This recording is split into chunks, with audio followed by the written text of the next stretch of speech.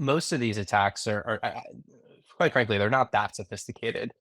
Generally speaking, these attackers are successful because most companies are not doing the basics.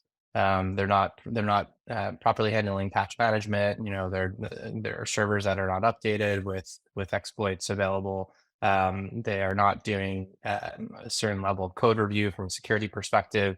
And then in our business, it's we're in the pen testing space, so it's really about how do you kind of take best in class security researchers, point them at your environments, and try to understand if someone was malicious trying to break in, how would they do it? Similar to my work, at the on the red team at DoD.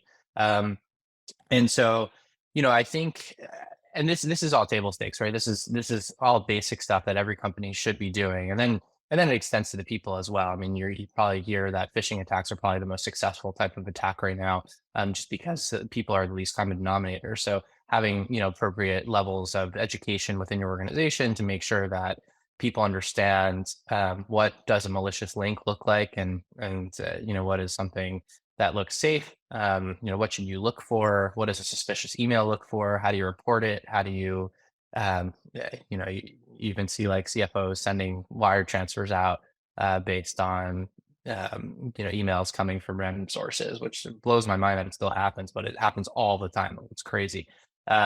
So there are tons of vectors, but I think people really need to think as much as possible like the adversary, and that's kind of how we approach things. It's if it extends across the entire attack surface. But if we are trying to break into an organization, or an adversary is trying to break into the organization, we want to understand like what would they do? What would they target first? The first place to start is to think about your business and your business risk. And make, I mean, risks sometimes are a little sort of, you feel like they're not real or they're not tangible, but make it tangible, right? So sit down with your leaders, with your organization, and think about what could happen to us. And every company is a little bit different, right? So what could happen if, our operations stop? What could happen if we get, theft of particular data?